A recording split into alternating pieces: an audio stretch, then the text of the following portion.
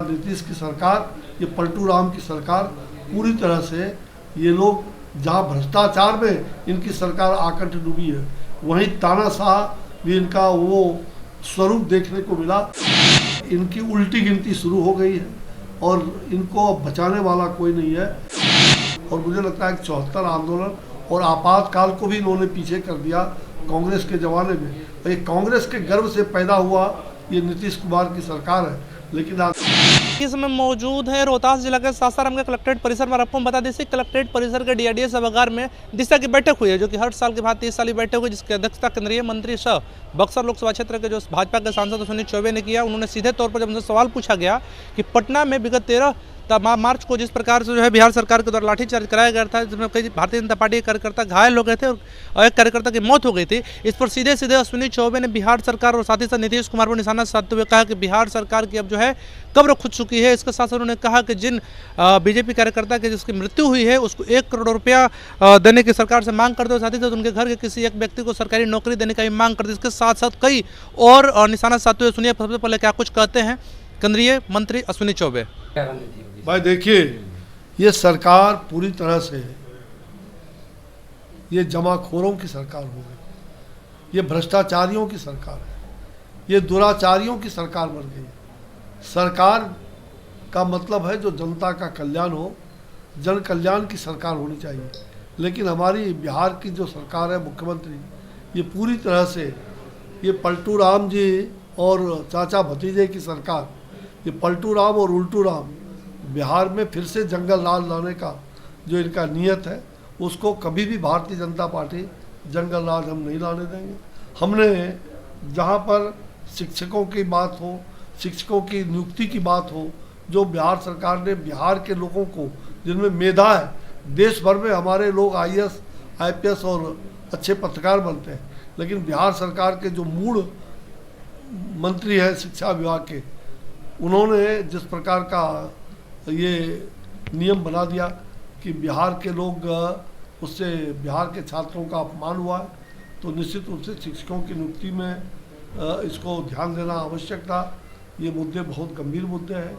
उसी प्रकार से किसान, अब शिक्षक मांगे नियुक्ति तो उसको लाठी, किसान मांगे बीज, किसान मांगे सिंचाई के लिए साधन, किसान मांगे बिजली, किसान फीडर से बिजली तो उनको लाठी। तो ये लगातार ये क्या हो गई सरकार को, ये लाठी की सरकार हो गई।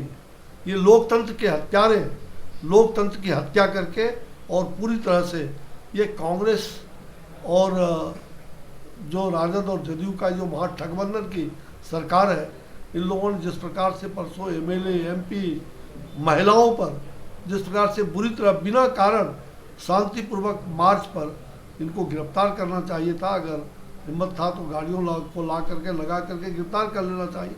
लेकिन सर पर सैकड़ों लोगों को, 800 से भी ज़्यादा लोगों के सर पर चोट आई है, देह में और सर में, और ऐसे महिलाओं को बुरी तरह से पीटा गया, खून आज भी अस्पतालों में भर्ती है।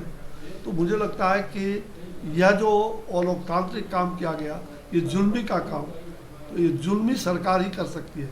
और मुझे लगता है कि 74 आंदोलन और आपातकाल को भी इन्होंने पीछे कर दिया कांग्रेस के जमाने में। ये कांग्रेस के गर्व से पैदा हुआ ये नीतीश कुमार की सरकार है, लेकिन आज नीतीश की सरकार, ये पलटू राम की सरकार पूरी तरह से ये लोग जहाँ भ्रष्टाचार में इनकी सरकार आकंठ डूबी है, वहीं तानाशाह भी इनका वो स्वरूप देखने को मिला कि किस प्रकार से इन्होंने यहाँ तक कि जालियांवाला कांड में घेर घेर करके लोगों को मारा जा रहा था, गोलियां चलाई थी। यहाँ भी वही हाल, वो एक इतिहास याद आ गया। गांधी मैदान से जो यह रैली मतलब कहा जाए मार्च निकला था जन कल्याण के लिए, और विधायक सांसद आम का भाजपा के कार्यकर्ता को पीटा गया, इसके विरुद्ध में हम लोगों ने जहाँ महामहिम राज्यपाल से कल NDA का शिष्टमंडल मिला, सारे विधायक थे, सांसद थे और शिष्टमंडल पदाधिकारीगण थे, और शिष्टमंडल ने कहा है कि यहाँ पर कोई जज के, जो हाईकोर्ट के जज हैं, उनकी अध्यक्षता में उच्च स्तरीय जांच टीम बैठे, और जिस प्रकार से घटना घटी है इस पर तुरंत त्वरित कार्रवाई हो या CBI से जांच करने के लिए वहाँ में भी राज्यपाल जी को अनुमोदन करने का। तो ऐसे अनेक जो परिवार के विजय सिंह मारे गए हैं, उनके खून को हम व्यर्थ नहीं जाने देंगे। जहाँ भाजपा उस परिवार के लिए 10 लाख उनके परिवार के आश्रय के लिए और उनके नौकरी और रोजगार के लिए प्रयास करेगी, वहीं भारत सरकार के सभी हमारे जो मंत्रीगण हैं उनका भी प्रयास जो होगा। लेकिन जो राज्य सरकार ने ये काम किया है कुकर्म, तो निश्चित रूप से इनको 1 करोड़ मुआवजा और उस परिवार को सरकारी नौकरी देने का ये मांग भी की गई है।